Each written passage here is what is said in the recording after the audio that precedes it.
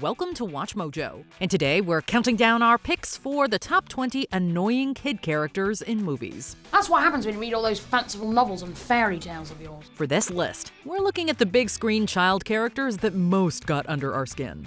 Some of these may be annoying on purpose, while others definitely aren't. We'll also be omitting teenagers since that could be a list of its own. Since some of these brats get their comeuppance, a spoiler alert is in effect. Which of these characters made you plug your ears? Scream and shout about it in the comments. Number 20. Boba Fett, Star Wars Episode 2, Attack of the Clones. Boba Fett was one of the coolest characters in the original trilogy, at least up until his incident with the Sarlacc. But when we learn in the prequel Attack of the Clones that the titular army are copies of bounty hunter Jango Fett, there's still some hope for his clone son. Instead, the version of young Boba we get is something of a sniveling brat with a bad haircut. Get him, Dad! Get him! Fire! Blast! This is why I hate flying. He props up his clone daddy to an incessant degree, making us wish Obi-Wan would end the conflict even sooner. When Jango is ultimately beheaded by Mace Windu, we don't exactly feel for Boba, even if we're supposed to. Number 19. Jacob Benson, The Day the Earth Stood Still. Jaden Smith definitely gave audiences more than one aggravating character in his career as a child actor. As long as we're staying away from the teenage Katai in After Earth, it's this sci-fi dud that most qualifies for this list. Have you done your homework? School's canceled on account of the aliens. They say it's an invasion. Well, they're wrong. What makes you so sure? I just know. Don't get that. Hello? The 2008 remake of The Day the Earth Stood Still is dull enough as it is. Smith's character Jacob is largely meant to counterbalance the adults with his smart aleck tendencies and genuine insights. However, something about the presentation irks us the wrong way. Jacob is constantly making things difficult for those around him, and we can't help but feel the film would have benefited from his absence. Nothing ever truly dies. The universe wastes nothing. Everything is simply transformed. Just leave me alone. Number 18. The Cousins, Krampus. And you thought your family around the holidays was a nightmare. As opposed to our first two entries, this cult horror comedy wouldn't really work if the visiting relatives weren't an absolute pain. While Linda and Howard are pieces of work themselves, their kids are even more so, proving annoyance is hereditary. So, what'd you ask Santa for this year? Really nice. It looks pretty good. It looks bigger. Toy car? Howie Jr. is a dead-eyed dolt, whereas Stevie and Jordan are a couple of jerks, taking to tormenting their cousin Max when all he wants for Christmas is for his family to be happy. I wish me and Beth could hang out like we used to. You might have noticed that I don't have tons of friends. Oh no, really, Max? Part of the fun is watching all the characters meet weirdly horrific demises, and for once, the kids are no different.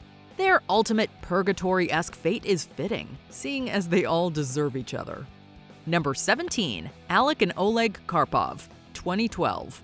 Roland Emmerich's 2012 is over the top even by disaster movie standards, and that definitely extends to the characters. As the world practically falls apart, limo driver Jackson scrambles to get his family to safety. Thankfully, he ferries around Russian billionaire Yuri, which gives him many means of escape. But it also means his family has to deal with Yuri's twin boys, Alec and Oleg. Hey, have a safe trip, you little bastards. Now you're laughing, Curtis, but we have tickets to go on a big ship. We will live, and you will die. The kids are the epitome of privilege, and they're not hesitant to flaunt it. Hey look, the new Bentley. Our father had one on order. We were supposed to get it next year, but then he canceled it because of the ships. How many cars does your family have? Sure, the end of the world brings them down a peg or two, but we can't help but wish Yuri wasn't successful in getting them on the ark. Number 16. The Baker Kids, the Cheaper by the Dozen franchise. This franchise dates as far back as 1950 and has seen multiple remakes over the years. But for the purposes of this list, we prefer to focus on the family featured in the Steve Martin movies from the mid-2000s. Hey, what's all the fighting about? Exactly when did you plan on telling us about moving? I'm not moving. Because I'm not moving. All right? I spent my whole life here in graduation. The fact that Tom and Kate's 12, count 'em 12 children, are a hassle is kind of the point. So we can't help but shudder when we see the household in complete chaos. Sure, some of the kids are teens or young adults, but that doesn't help quell the sheer insanity of the younger Baker siblings. What's the name of this segment again? One Big Happy Family? Well, at least they didn't make it a baker's dozen. Number 15, Dennis Mitchell, Dennis the Menace. Whether it be the comic strip, TV show, or movies, it shouldn't come as a surprise that Dennis is a, well, menace. After all, it is right there in the title. I made a mistake. While the '93 film far eclipsed the show from the 1950s, it definitely conveyed the notion that Dennis is supposed to be an annoying little twerp. He's constantly vexing those around him, particularly his neighbor George. And considering the poor critical reception to the film, we think we can add ourselves to that list. Put a cork in it. You're giving me a headache. I don't have a cork. Shut your mouth. Number 14, Gray and Zach Mitchell, Jurassic World. How big is the island? Big. Even on an island filled with dinosaurs, kids will be kids. Their parents forced the two brothers to go on a trip to Jurassic World with the hope that they will form a bond. It works, but at what cost to the viewers? Zach is your stereotypical teenage boy who's only interested in girls and spends most of his time trying to pretend that little brother Gray does not exist, before the Indominus Rex teaches him the importance of family. Gray, the less offensive of the brothers, is just a little too enthusiastic. To their credit, the brothers do improve as Jurassic World progresses, but the first half is a grind. What? Why'd you say that? Number 13, Danny Madigan, Last Action Hero.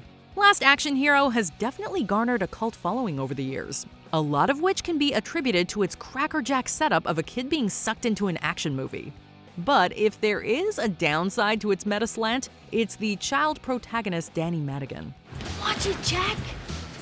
He killed Mozart. In a movie?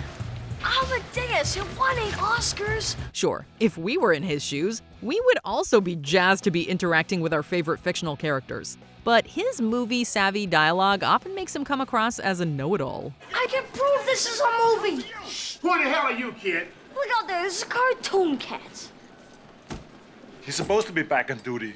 He was only suspended for a month. Now shut up. He's definitely smart and spot on about many of his observations, but sometimes we wish they came in a slightly less annoying package.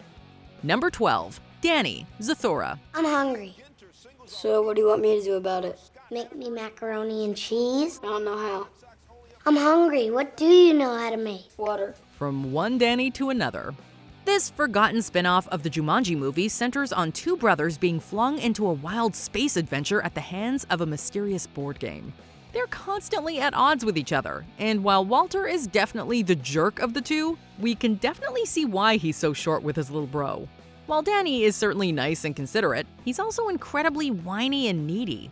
Not only that, but he's consistently making poor decisions without consulting with the group first, putting everyone in even more peril. Okay. Hey, slow down. Yes, slow you down. are, baby. I'm not a baby. You're a baby. Nobody is a baby. 100%. You're a baby. No, jeez, it won't stop. Honestly, we can see why Walter would be tempted to wish him out of existence. God, I suck. Number 11, Alex O'Connell, The Mummy Returns. Are you there yet? No. Are you there yet? No. Are you there yet? No. Who doesn't love a know-it-all kid? Alex O'Connell is the son of Evelyn and Rick, the couple at the center of the Mummy franchise. The young rascal inherited his mother's love for history and his father's sense of adventuring, a combination that proves to be anything but a blessing. Protect the car. Come on, Dad. Just because I'm a kid doesn't mean I'm stupid. While Alex is definitely intelligent, he is painstakingly aware of that fact and tries his darndest to ensure that everyone knows it. Obnoxious to a fault, Alex is also a magnet for trouble, forcing his parents to constantly come to his rescue. Number 10, Amanda Lemon and ALYSSA CALLAWAY, It Takes Two. For better or worse, the Olsen twins are synonymous with the 90s. While Mary-Kate and Ashley have decent comedic timing, their ticket to fame stemmed from their biological similarities and an ability to say things in tandem. It Takes Two is not the worst comedy, but after a while, the humor of seeing the Olsen twins switch roles becomes an exercise in diminishing returns, before falling flat altogether. That was great! I couldn't have done it better myself! Amanda and Alyssa are depicted as being wise beyond their years, as they effortlessly manipulate the painfully brain-dead adults who somehow exist in this world. It's right out of my mouth. Number 9. Sid, Looper. Looper is a stellar sci-fi flick with thoughtful, unique time travel mechanics. In the future, a figure known as the Rainmaker is set to usurp major crime syndicates and cause even more misery in the process. The version of the protagonist from that future looks to prevent the Rainmaker's existence by killing him in the past. It's ultimately revealed that a young telekinetic named Sid is destined to become the vengeful warlord, and already he's not on the best track. Sid. You can't tell me what to do because you're not my mom. You're not my mom. You're a liar. You're going to get killed because you won't stop lying. Sid, calm down. Lying to me. I hate you, Mom. We know we're supposed to care for Sid's safety, but his tempestuous attitude and disregard for those around him makes it difficult. He's ultimately spared the traumatic watershed moment, but we can't help but feel he'll still grow up to be a pain. Number 8. Isaac Kroner, Children of the Corn. This one's a little different in that the child in question wasn't played by one. Indeed, actor John Franklin's growth hormone deficiency allowed him to convincingly play the young antagonist Isaac Kroner despite being 24 at the time. But since Franklin completely owns the role, we honestly couldn't see anyone else in his stead. Disobedience to me is disobedience to him. Do it now, or your punishment shall be 1,000 times 1,000 deaths, each more horrible than the last. Isaac is by all accounts a cruel and vindictive despot, manipulating his cult of children with malice. And if there's anything this shaky Stephen King adaptation gets right, it's his characterization.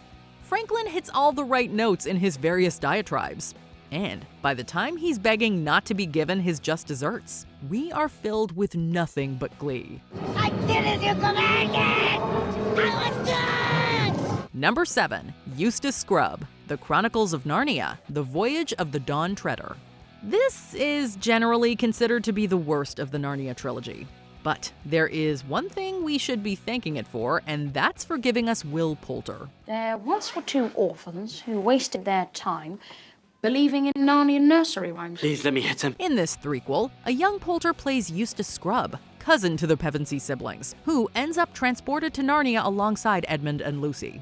Eustace is by all accounts an off-putting and disagreeable kid, as he was similarly written in C.S. Lewis's book. Poulter captures this excellently in the Dawn Treader adaptation, making us cringe at the mere sight of Eustace. This place just gets weirder and weirder. While his adventures ground him and bring him closer to his family, it was definitely touch and go for a minute there. Number 6. Samuel Vanek, The Babadook. How sweet were they, son? Telling of the happiness and loveliness that lay at the bottom of the ocean. Credit where credit is due. Noah Wiseman did a fantastic job as Amelia Vanek's troublesome son. Samuel is unpredictable, going on multiple screaming fits throughout The Babadook.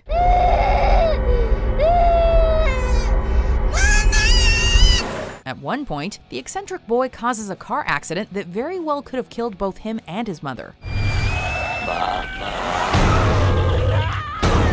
Amelia is still grieving over her husband's recent death, and Sam's erratic behavior makes a bad situation 100 times worse. Granted, there is a lot of nuance to the characterization that leaves some things to interpretation.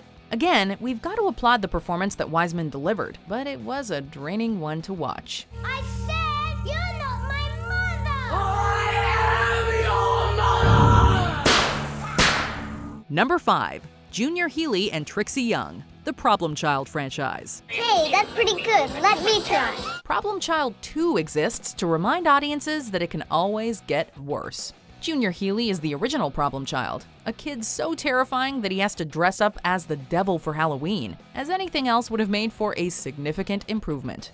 Yet somehow, the sequel doubled up on the annoyance, focusing on an attempt by Junior Healy and Trixie Young to out-evil each other.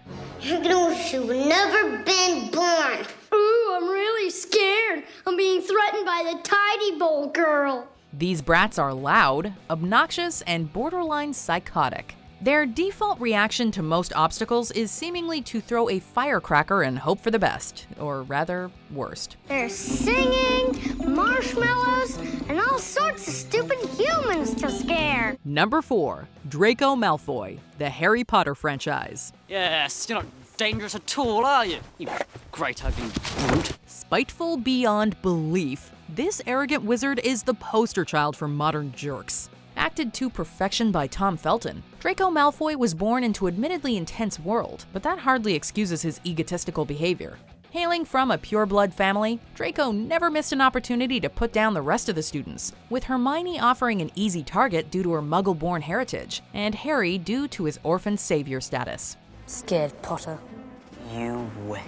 After 6 movies of his narcissistic and snobbish personality, the extremely punchable Malfoy finally starts to see the errors of his ways. Dudley Dursley gives him a run for his money, but there's just so much more of Draco to hate. Oh, my father will hear about this! Number 3. Rachel Ferrier, War of the Worlds. It's okay. Want to go inside? It's okay. Between this little girl and her older brother Robbie, War of the Worlds served as a fantastic cautionary tale highlighting the benefits of safe sex. Dakota Fanning is a charming actress, but nobody could have saved this character from herself. Robbie! Where are you trying to go? Rachel's defining personality trait is her ability to loudly scream for an absurdly long time, something that gets old almost immediately. When not trying to make our ears bleed, this young girl proves to be somewhat of a know-it-all, talking more like an adult than a child. She's got 2 settings, and it's hard to say which is worse. Listen, what I need you to do is I just need you to hold it together for me, okay? The what, Mom? When you start screaming like that, I can't really drive it. I know that. That's where we're going right now. Number 2.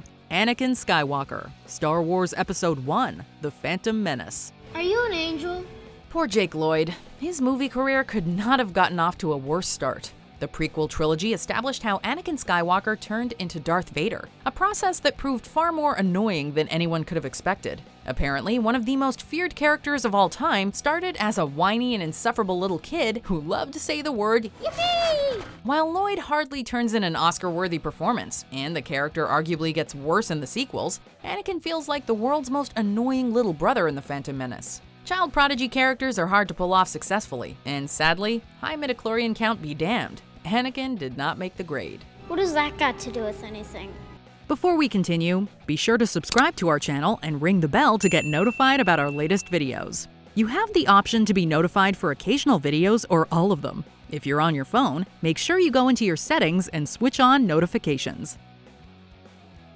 Number 1. VERUCA Salt, Willy Wonka and the Chocolate Factory and Charlie and the Chocolate Factory. VERUCA, VERUCA Salt. This spoiled girl turned annoying into an art form. With the exception of the angelic Charlie, the golden ticket winners are all rather awful. The worst of the bunch, however, is VERUCA Salt, a girl who desperately needs someone to tell her no. The personification of greed, VERUCA genuinely believes that she deserves the world on a plate. Hey, Daddy, I want an Oompa Loompa. I want you to get me an Oompa Loompa right away. If this arrogant child asks for anything, she not only expects to get it, but also that she'll be pushed to the front of the line. I want a squirrel. Get me one of those squirrels. I want one. Thankfully, much like the viewers, Willy Wonka and the Oompa Loompas were not impressed, and gave the little girl and her father a lesson in appropriate behavior and parenting. Did you enjoy this video? Check out these other clips from WatchMojo, and be sure to subscribe and ring the bell to be notified about our latest videos.